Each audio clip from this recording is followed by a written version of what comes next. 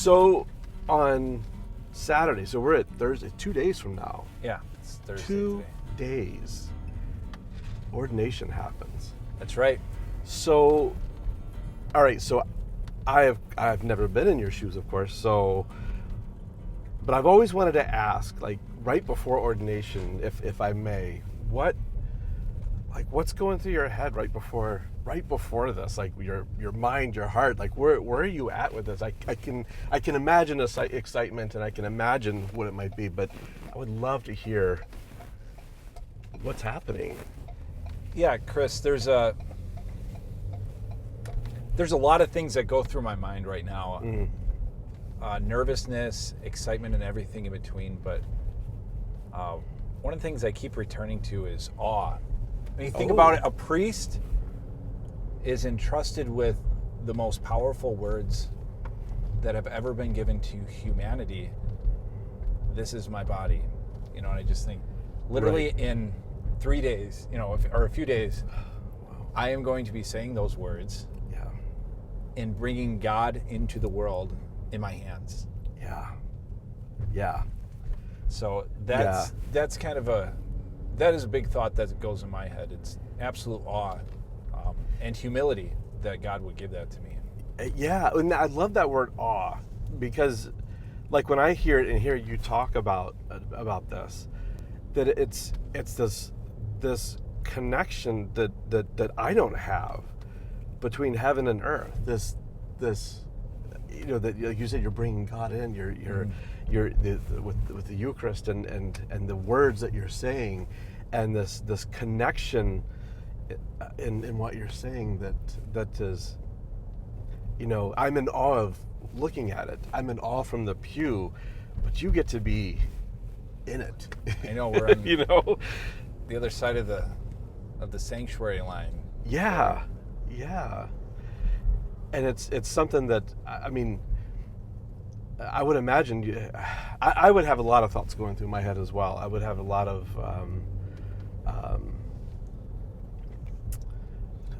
I'm trying to think of the words. I see it's hard to think of the words and not being in your shoes and not going through it. Like if I talk to someone who's going to be a dad or something, like getting ready to have a kid, I can kind of get in those shoes a little bit. But, yeah, but I know there's some similarities here. Maybe there is. Maybe there is. Definitely. Yeah. Because awe is a great word. Like for me as a father, when I'm, when our child is born, I'm in awe of what just happened. My brothers they're having kids and stuff, and sometimes I think, they're about to be a dad. Yeah. And there's like this excitement, like I get to be a dad, but also there's maybe some fears and just unsurety because I don't know how to change a diaper, Right. So there is some of that too, where it's like I've spent a huge chunk of my life. I've spent 9 years studying to become a priest. Wow. Going through all this training and everything. And it's like, I barely even, it's like I practice Mass, but I've never celebrated a Mass. Right. Right. Right. I've never done all these different things. Right. And then here you are, and then the first time you celebrate Mass will be with people. Right? Yeah. I mean, you have to be on, right. Or like confessions, I'm going to hear my first confession in just a couple days. Yeah. So do you have that? Because I don't know. Sometimes I don't know how this works. Like, do you know the person you're going to whose confession you're going to hear? Not first? Exactly. So a common tradition for new priests is that they give their first confession stole to their father. So dads teach. My dad taught me what justice is, what mercy is, how to be a father, and that translates into priesthood. He taught me those things that are essential to the priesthood that I will carry with me forever. And so I honor him by giving him the stole of loosing and binding, the one of mercy and of justice. And so that's amazing. And I didn't know that was I mean, maybe everyone else in the Catholic world knows that. I'm the only one. But so that normally you give that, around your first Mass. And so I have I don't know exactly who's going to be with my first confession, but I have a couple guys backed up. They said they'd like to go to confession with me just in case I can't get to someone. But, I have some, picked out, so. That's great. That's great.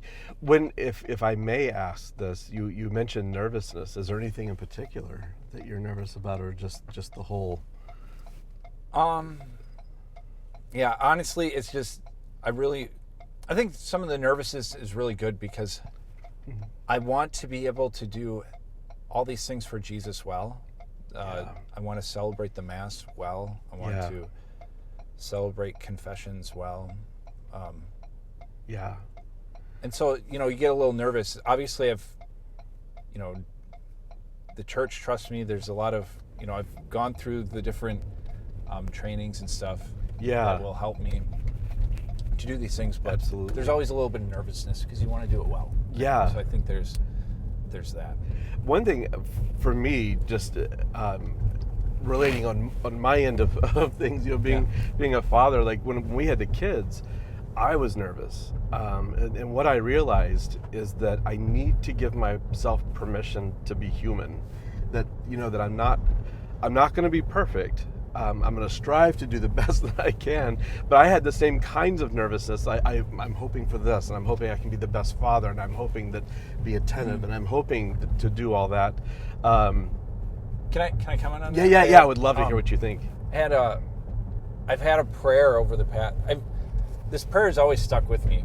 It's whenever I go into a new thing that I'm kind of scared or nervous about, and it's always Jesus taking that place in me. So, for example, I'm going to be a chaplain, at a hospital. I'm going to be working at this nursing home, or I'm going to be a teacher. All these different things that I've done. And then Jesus says to me, why don't you let me be the teacher? And then I'll take you along for the ride, or That is awesome. Let me be the chaplain. And then it's the same thing with like being a deacon or being a priest now. Why don't you let me, Stephen, why don't you let me be the deacon? Why don't you let me be the priest? Let me do the work through you. He's the one who does the heavy lifting. And that's been a prayer that's taken it's given me a lot of peace, to know that it's not really me who's in charge. It's God. That's amazing. And that because I know for me, I want to control things, and I tend to be, all right, I want to do this, and then God, I'm going to pull you in when I need you. One thing I was thinking of, as you went through seminary, what was, if you can think of one, I'm sure there's many, but like, what's one of the coolest things you experienced in seminary? Coolest things.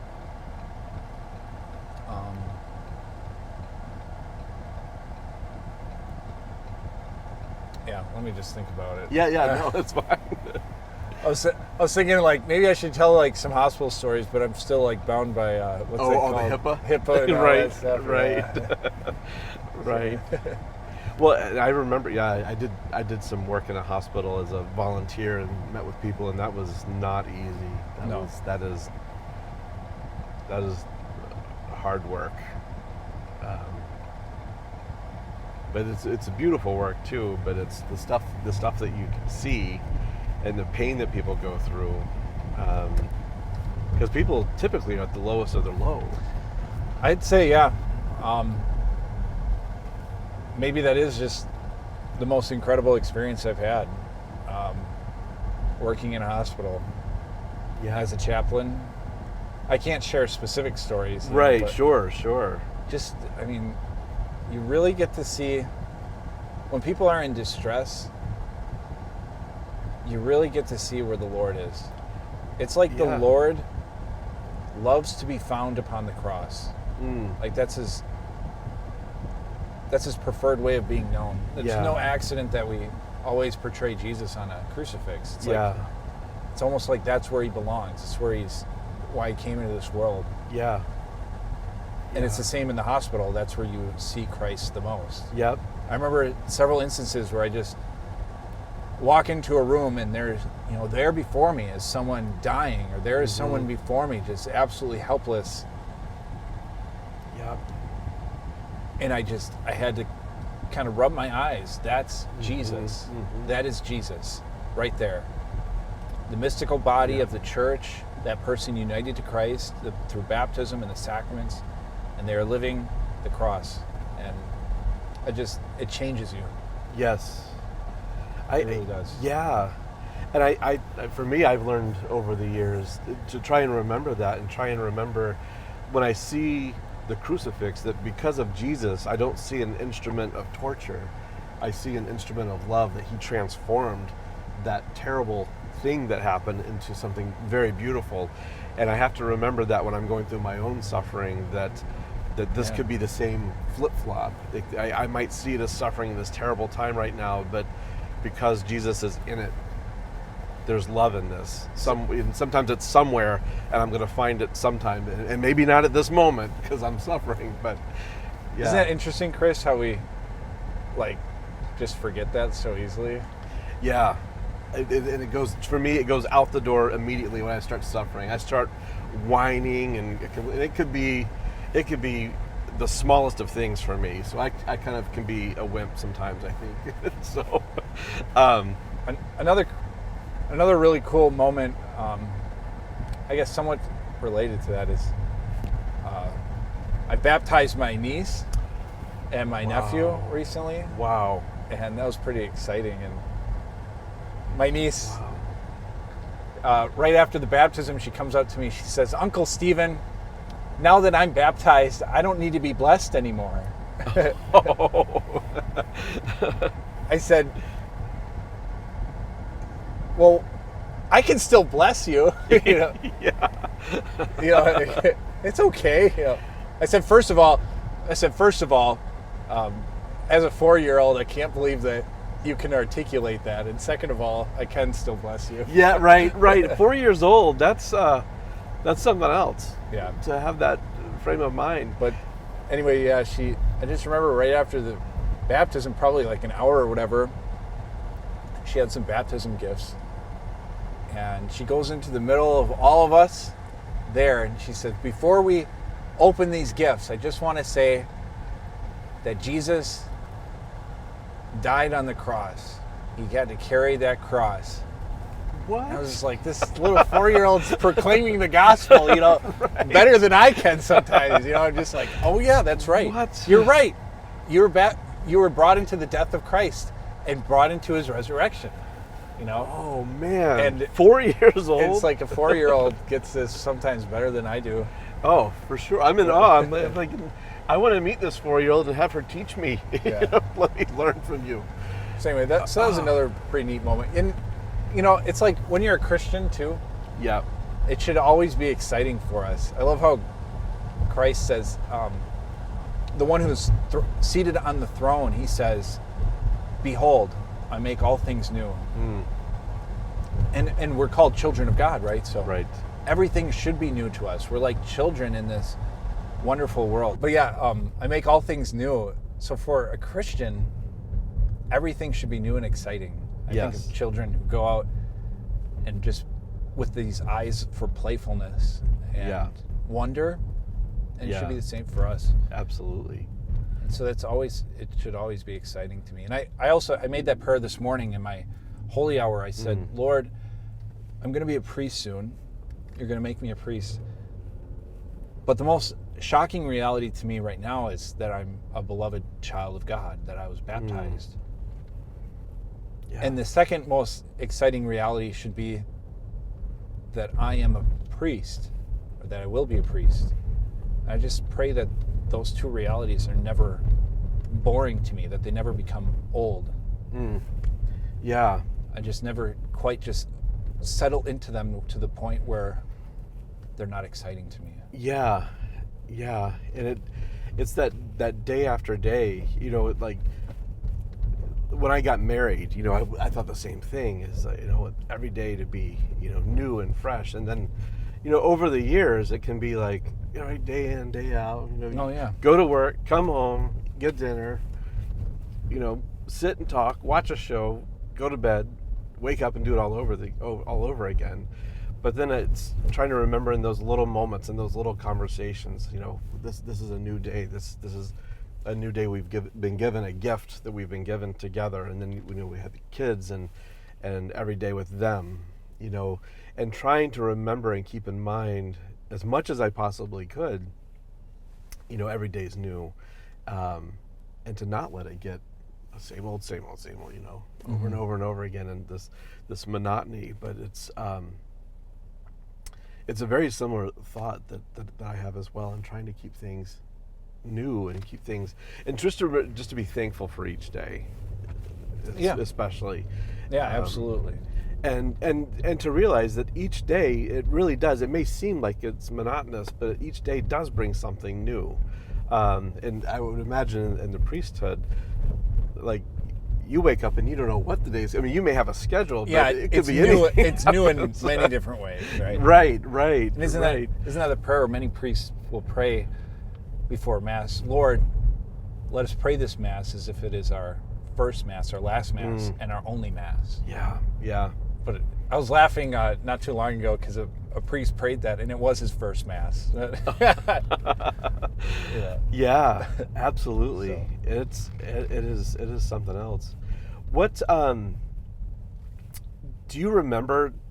I guess two questions with this. Number one, do you remember when you first felt the call to priesthood? And number two, do you remember when you actually said, yes, this is what I'm called to be? Like, and was it the same moment? Maybe it was the same moment. I don't know. It was not the same moment.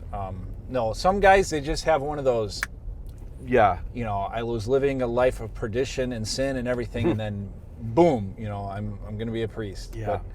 But no, for me it was much more spread out. So for the first moment, came, and I kind of went through a conversion in my 8th grade year. My dad had a lot to do with that. He really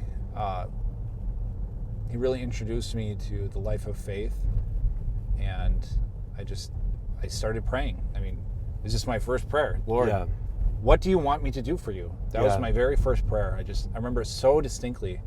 I was in a car. We were driving south to Rosholt from Wittenberg. We were just in the car, and I just remember praying to God, Lord, what do you want me to do for you? Yeah. And that came from my father. And that's a dangerous prayer, when you pray that, the Lord has been given permission to change you, to mold you into what He wills. And I was praying that prayer really. I mean, that was my prayer life for 2 years. I was so intensely just inundated with that prayer. I was just so encapsulated by it, by its meaning, that I am for the Lord. Yeah. And so my job is to ask Him, what do you want me to do? And to be open to what He's going to say. Yeah, I was in the 10th grade, and my pastor, Father Al Burkhardt, we're in Hatley or Weston, I think. They share a pastor. And I was praying there right before Mass, Lord, what do you want me to do for you? What is your will for me?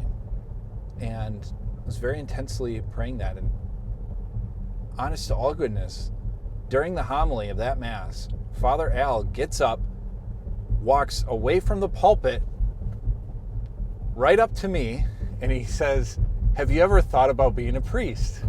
Literally in front of everyone in the middle of the homily. And I'm just like, well, I prayed that prayer, Yeah. Maybe that's where I got to go, And so I just told my parents on the way home, I said, I don't know. I've never really thought about that. Maybe I ought to. Yeah. What was their reaction? I think they were supportive. Oh, sure. I think maybe a little bit surprised. I wasn't maybe the best student or the best. I was in the principal's office a lot. You were. Yeah. So. Wow. But anyway, I went on a retreat to the seminary, and I remember so distinctly. It wasn't necessarily the priesthood that drew me so much. It was the fact that these men, every day of their lives, ask, Lord, what do you want me to do for you? That's what seminary is about. It's, Yeah. A lot of people say, well, seminary, that you go there to become a priest. Well, that's true, but it's not strictly true. Yeah. You are there to learn what the Lord wants of you. Yeah. And sometimes it's to become a priest, and sometimes it's to be married, and sometimes it's to live the single life, and It's the Lord's will first. Yeah. And I said, if I'm ever going to learn the answer to that question, I have to do it here. And I'm open to the priesthood. So if the Lord calls me, that's where I got to go to learn what he wants. Yeah. And so I went, and to your second question, where did I learn the priestly call? Where did that really take me? That happened when I was in seminary. It was about my third year of seminary. I went through a lot of struggles. Where is the Lord calling me? It's difficult to hear his voice, and there's a lot of priests there who help you discern what that is, to learn what the will of the Father is for us. And I felt the peace and joy in ministry that priests do. Yeah. And it takes a long time for that to happen, because there's a lot of things mixed in with it. Priest has to suffer a lot, and he has to and you can mistake that for a lack of peace, but really the peace will overpower.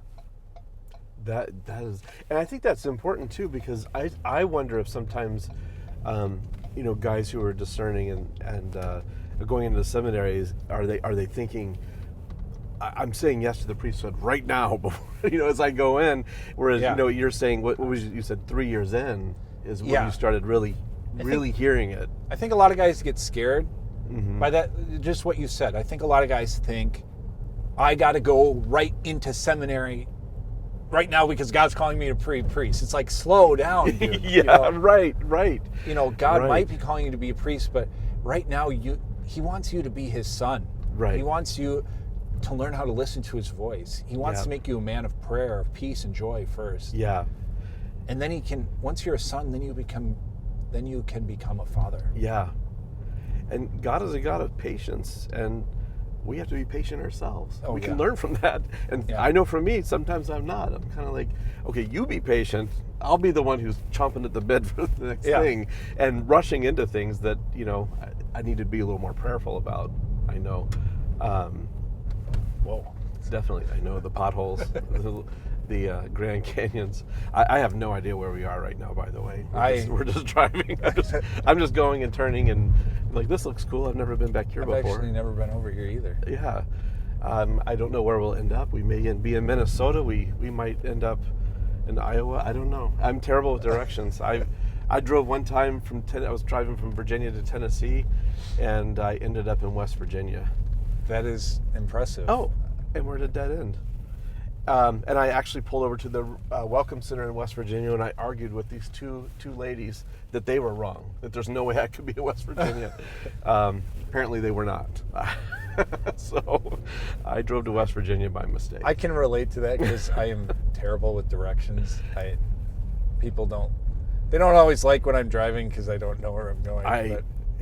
I have resigned myself to it. My wife has an inner compass. She could tell you which way we're facing and which direction. She remembers how we got to wherever and can get us out of it. So once I got to know her when we were dating and we got married, I stopped paying attention, as far as I was like, she's got it. I'm apparently never going to get it. So, well, you wouldn't stop anyway to ask for directions, would you? Or? No. Okay. No. That's the rule. You just don't do it. That's actually, you ever hear what, it says nowhere in sacred scripture that the wise men were actually men. It just says the Magi. Yeah. But tradition holds it that they are all men, and you know how we know that they are all, or excuse me, you know how we know that one of them was not a man? Do you know? No. It's because they stopped to ask for directions. It's so true. Yeah. Like, I won't even ask for directions in a store. Like, I will find it.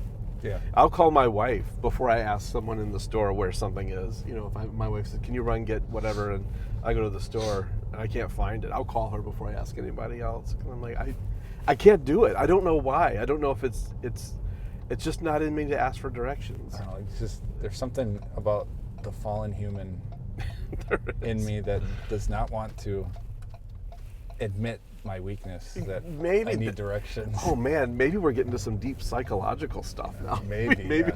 I might need to go to counseling and kind of get in touch with like what's going on with that with me. There may be a deeper issue I've got. It's a universal human problem. Yeah. But that's the thing. My wife has no problem asking for directions. Oh, like, now I know where we are. Is that fish place up there, right? Oh yeah. I think so. So one thing I was thinking about,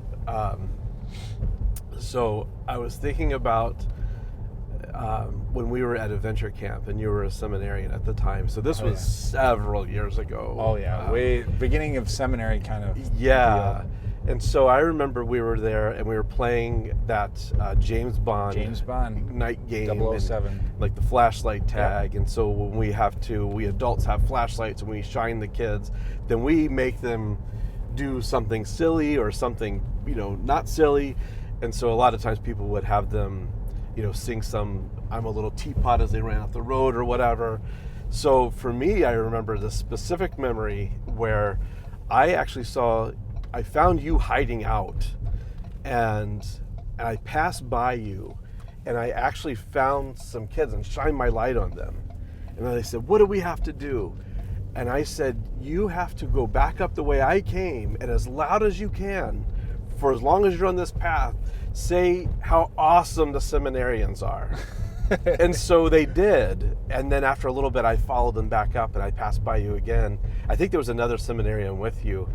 And I just said something like, did you guys enjoy that? And I think you kind of laughed and everything. And I remember I said to you, the way I see it is one day either one of you could be my boss. So I'm starting it now. So, and then here we are. I do remember that. I'm not your boss though. No, but here we are. 2 days for being ordained. Yeah. So that revelation could somewhere down the road come true, or another step closer. I do remember that that story a lot. Yeah. And back to the new stuff, child of God. Yeah. Those little things are so essential in seminary because a lot of times, and even if you don't know it, that's the Lord speaking to you. Mm-hmm. The seminarians are so awesome. I'm so proud of you, Steve. Yeah. I'm so proud of you and what you've done and who you are and that you're my son. And all jokes aside, I was serious about it, and I wanted them to recognize how awesome you guys were and are. So it wasn't a silly thing, but I kind of turned it into a little silly thing as I passed by you. But it was completely serious, and it's because I know we need to be encouraging, our seminarians, our deacons, our priests. Oh, absolutely. And especially with the priests, just because they're ordained, we're like, okay, off you go. We as laity need to be continually encouraging them and praying for them, as well as seminarians too. And sometimes, I know sometimes I might forget that a little bit and think, it's priest are good. He's good. And they need prayers just like anybody else. Yeah. And I have to remember that for sure. Yeah, I think about that a lot with, there's a vocations crisis in the United States right now. Yes. And a lot of people say, oh, well, that's because we don't have enough priests. It's like, no, that's not necessarily true. I think it's we don't have the prayers for the priests, or we don't have the prayers for vocations. We don't have the married life. We don't have the sisters. 60 years ago, if there was one guy who entered seminary, there'd be 4, novices, 4 sisters. And now it's opposite. For every 4 seminarians, there's 1 sister. Wow. So where is the powerhouse for the vocations? Yeah. It's the prayer. Same with married life. Married life, there's a lot less marriages in the church now. Yep, absolutely. And that's where vocations were fostered. That's where the prayers for vocations were fostered, was in the home. Yeah. And the fact that we all, regardless of what our state of life is, are part of the body of Christ, that we are responsible for praying for and raising up priests, sisters, deacons, Oh, yeah. married couples, people who are living the single life. Like we together do that, and to help people go deeper in their faith, and it not being this. I get the sense that we live in this checkbox mindset these days, and that's kind of one of the problems that I'm seeing, is that we go to Mass, check it off the list, and move on, but we're not really thinking of what else is there, what else can I be doing, what the consistent prayer, the constant prayer, the constant remembering the people. Yeah. Right, it's not just an hour on Sunday, right? It's to Right. remind us that our whole lives are for the Lord. Right. And we need at least an hour. To do Yeah. that. Yeah. And we should probably be doing more, Yeah. because everything belongs to Him. Right.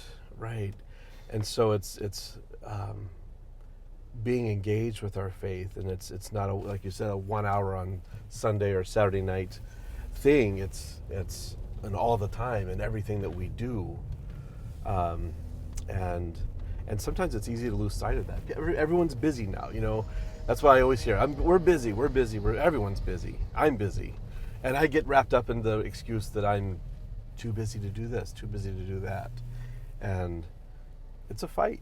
I think we have to fight through that. Yeah, I think about that with busyness, that, the devil likes to be busy about many things.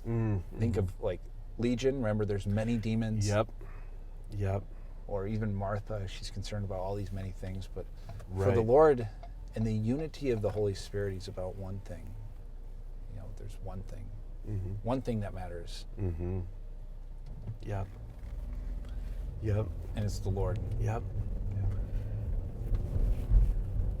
And that's what we all. It's kind of an awesome thing, is that we all partner together in that ministry in our own different ways, and to be connected with the priest, as myself as a lay person, be connected with the priest and not live in our little silos. Like the priest is doing his thing over here, I'm doing my thing over here, but really, how do we support each other? I used to work on the corner over here. You did? Yep. With the homeless. What is that over there? It closed down, Oh. or actually they moved locations. Okay. But it's the Franciscan Hospitality House Ministry. Oh yeah. It was a beautiful time. I got to know a lot of great people there. That is amazing. They do amazing work, I know. Oh yeah. Let's see if we can get a shot of it too. I don't know if So there's what like the- licensing or trademarks or something. Right. Yeah, they moved. They moved. Oh, it's on the other side of the block now. Okay. So now I'm looking at where it's all going to happen. This is the cathedral. This is it. Look at that. It looks really nice after there's scaffolding on here. Just Yeah, and they just moved like yesterday, I think, yeah, it was a few days ago. or a few days ago. A few days ago now. Yeah. Wow. That's Beautiful. awesome. That's awesome. So this is where it's all gonna take place. What time? I'm trying to remember. 10 o'clock. 10 o'clock. 10 o'clock. Yeah. That is amazing. And anytime I go in there, I'm always reminded of those pillars on the side. They kind of reach up and touch Yeah. at the top. It's kind of like a rib cage, like you're in the Wow, body of Christ. I never thought about that. I always think of that. Yeah, whenever I'm in there, it's like I'm I'm in never the gonna body of see it. Christ, in His chest, right? And where would His heart be? Upon the altar, right? I will never look at the cathedral So- the same way again. That's amazing. I always think of that whenever I go there. It Did reminds us. that something that struck you, or did someone mention that and it stuck with you? I just thought that I actually don't know if it's designed that way. I have no don't know, idea. but that's amazing. I will never, ever, ever think of it any differently now. So every Yeah. time I walk in, and that's amazing where the heart would be if you're looking at it that way. Mhm. That's for sure. Wow. Anyway, so for whatever that's worth. Yeah, I think that's amazing. That's amazing. Oh, they're still fixing the lights and stuff. Oh, yeah. That's awesome. Yeah, this was built in. They started building like right before the council So it anticipated a lot of the things of Vatican II. Mm-hmm. It's kind of interesting. It's one of those buildings right on the verge Yeah. of a lot of that theology. Yeah. And Schulte, the guy who designed it, he said it was his most distinguished work, his most. Really? Mm-hmm. This is the one that he's most proud of. And Tracy, when he came to him, he said, when you build this, build as if you did not have a price cap, as if you build this. I want this to be your most magnificent work. Wow. And that's what he built. He certainly did it. Yeah, he did. That is great. Yeah. Awesome. Should we drive back? Yeah, sure. Thanks for taking me over here. Yeah. I thought it'd be kind of a cool, destination after all the circling around we did. Thank goodness they're done with the scaffolding, because Yeah. there's a lot of people that come into the ordination. I don't know if you know, or if the viewers would know, there's 2 people being ordained on Saturday. There's a guy on the bike. Oh, there you go. Here we go. There's 2 people being ordained on Saturday. Okay. So it's myself and Deacon Matthew Bovey. Yeah. He's a good friend of mine. Yeah. Actually, in high school, I did a video internship for a documentary, a professional documentary. Oh, wow. I was really into video stuff, before. I was really into like math, design, engineering stuff, and also a lot of videography, choreography, just like production stuff. Yeah. That was a big passion of mine. That obviously I didn't really go into that field, but I can still glorify God with it somehow. Sure. Yeah. Absolutely.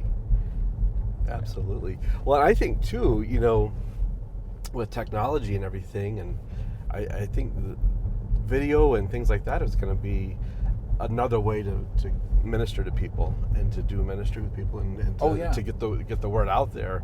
It already is. I mean, we see that with lots of different priests and bishops are doing Father Mike things. Schmitz, yeah, Bishop Robert Barron, Word on Fire. Yeah, all of that. Yeah. And so you having that kind of knowledge to be able to not only do it, but put those elements together that those of us who are watching it don't see.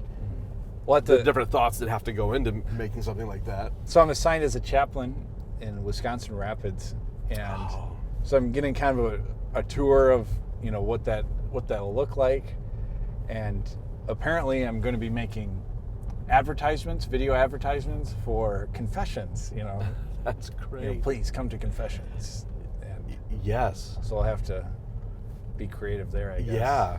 It sounds like you've got the bug. Yeah. You've got it already. Oh, that's good. And I think that's what the young people will respond to. I mean, we're seeing young people, the way they operate, that attention span, especially when it comes to online videos and stuff. Sometimes it's, I forgot what they said, you have, I think, 3 seconds before they flip to the next thing. So, So you have to catch them in 3 seconds. If you ever watch a new movie that came out recently, in the past year, and you just watch it without any audio, you'd be surprised how quick shots cut. Yes. Yeah. Yep. I see that too with cartoons. Like when I was growing up, you go back and watch Bugs Bunny, the Flintstones, and those, like the Flintstones, I remember, if you go back and watch, it's a scene and they're just 2 people talking, and then sometimes they'll flip the camera to this person and this person, but they do that and then they move to the next thing and then the next thing.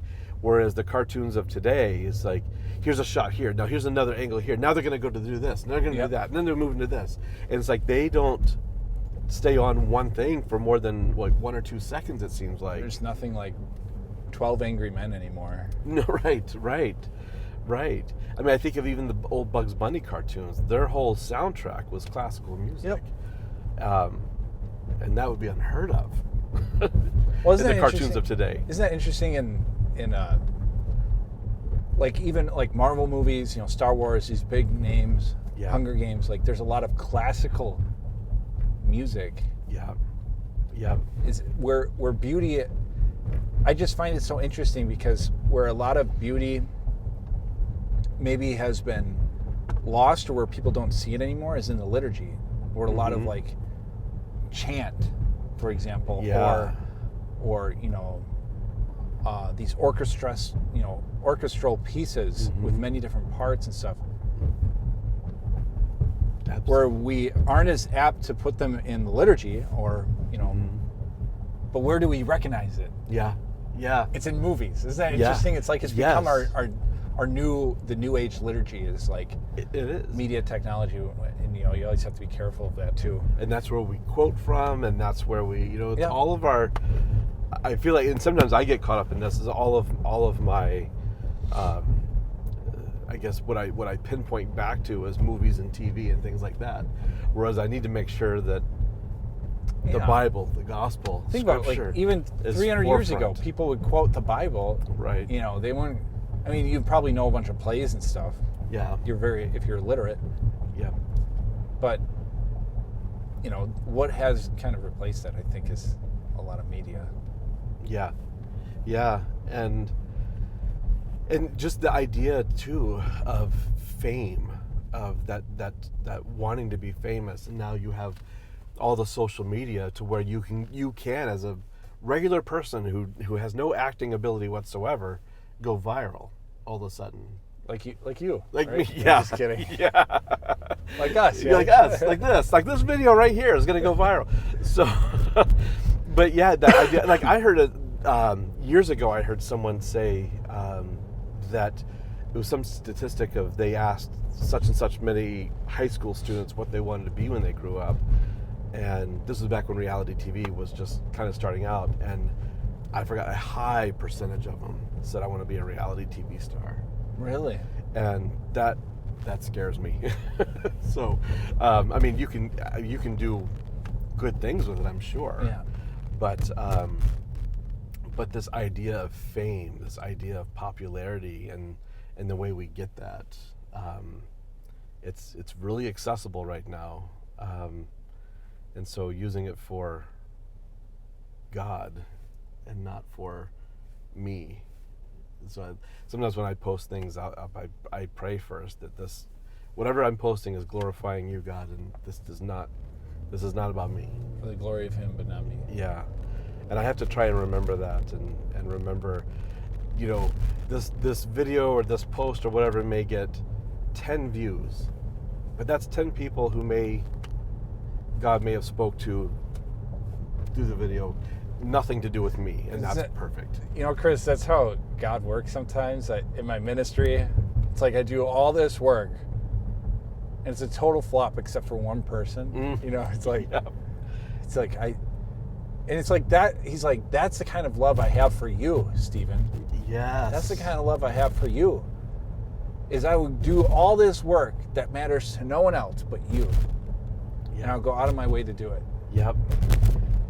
And we look at it so measured. Yep. So utilitarian. So as if everything has to be cost and profit in our ministry, but that's not true. Right. I can tell you one thing that I have started doing in the past few years, and I'm trying to make it more of a practice, just mentally for me, is that when you hear airline pilots, when the aircraft that they're flying is in an emergency, they radio back to the tower and they say we have 120 souls on board. They always refer to the people as souls. And that really struck me. Out of the blue, that struck me, and I thought, I need to start seeing that when we do retreats, conferences, meetings, whatever. We have 100 souls here. Not people, we have 100 souls here.